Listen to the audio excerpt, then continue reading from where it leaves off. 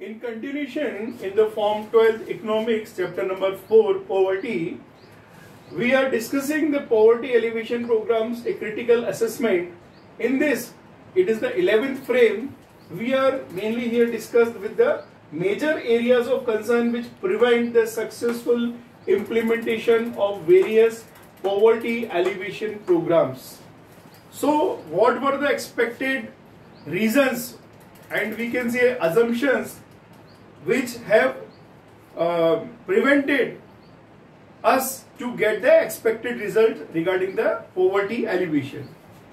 Number one is the unequal distribution of land and other resources.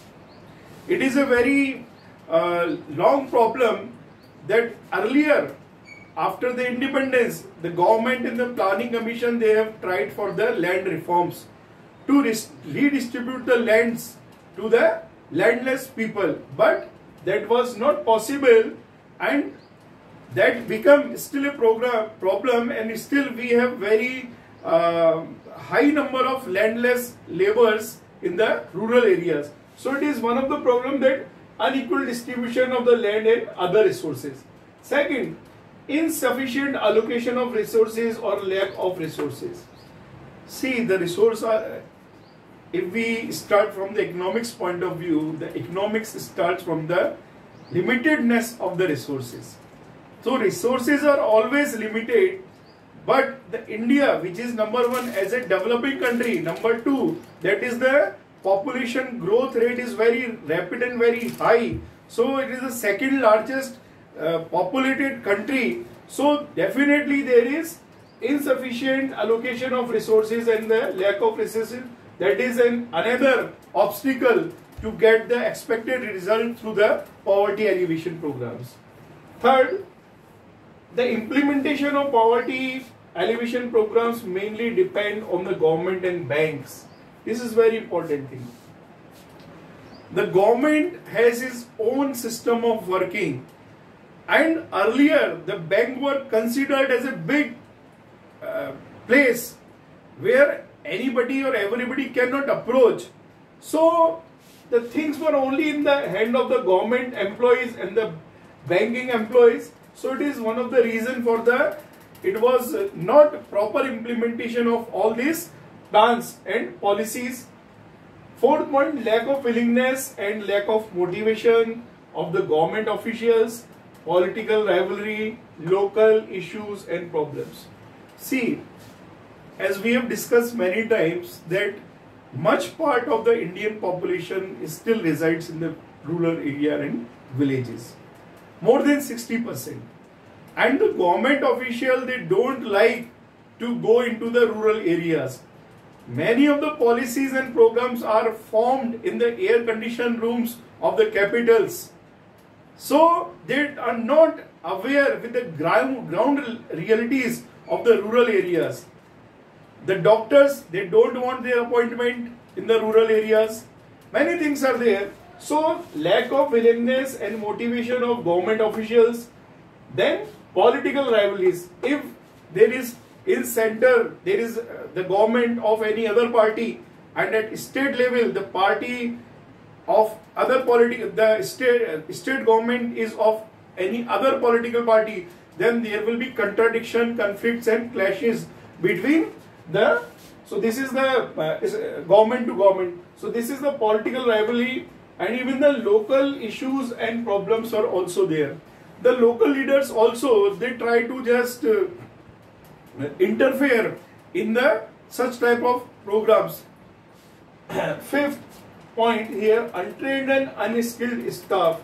It is very much necessary if you want to properly implement any program and you want to get a successful and 100% result. So that is very much necessary that the workers who are working, who are involved in that program, they should be properly skilled, well skilled, and they should be given proper training also. So it is one of the deficiency of our Indian system, especially the programs related to the social welfare schemes. And sixth point, very important point, the corruption is still exists in India, at many of the levels. So corruption at various levels of the government machinery and the system, that is another very important point. Earlier it used to said that if the center starts to give 1 rupee, the only 15 paisa reaches to the poor people, because this is also one of the reasons. Then lack of coordination between center and state government.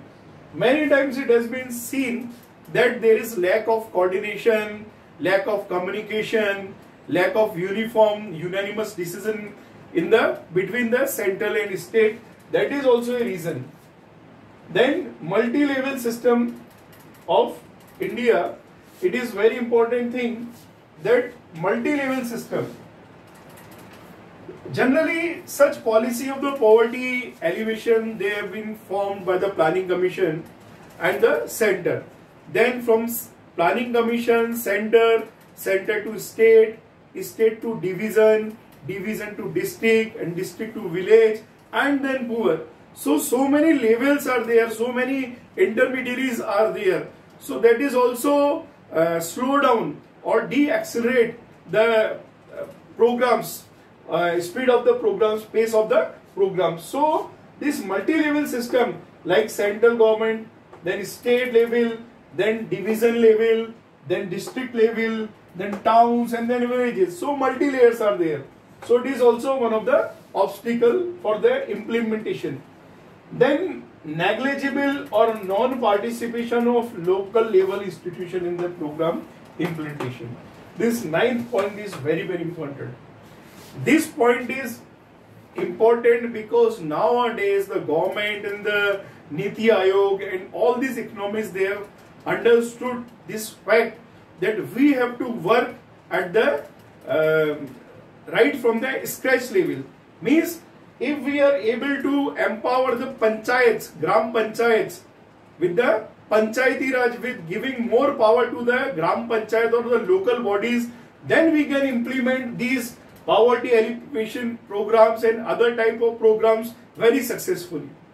Recently, on 24th of April, that was the National Panchayati Raj Day, our Prime Minister Narendra Modi launched the E-Gram Swaraj portal, unified E-Gram Panchayat Swaraj portal as well as the mobile app on this 24th of April 2020, recently 6 days before. So it is very important point that local bodies means panchayats, gram panchayat should be given more power and more facilities. Then insufficient banking network and financial institution. That is why our PM Narendra Modi has taken the initiative and started the Jan Dhan Yojana so that poor people can start their bank account and any type of financial aid or subsidy can be directly given to the account holder with this. So it was also a reason. Then lack of infrastructural facilities in the rural areas especially, means lack of transportation facilities, markets, storage, road networks, schools, electricity, power, telecom, training institutions, health and literacy. All in this, all infrastructural issues and the socio-economic issues we are still lacking. We are far behind. We have to give much attention and give emphasis to all this infrastructural development to get the success for these poverty alleviation programs.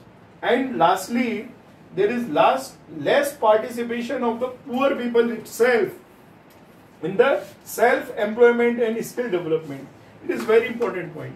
See, in India, there is one other type of unemployment is found, that is called the voluntarily unemployment.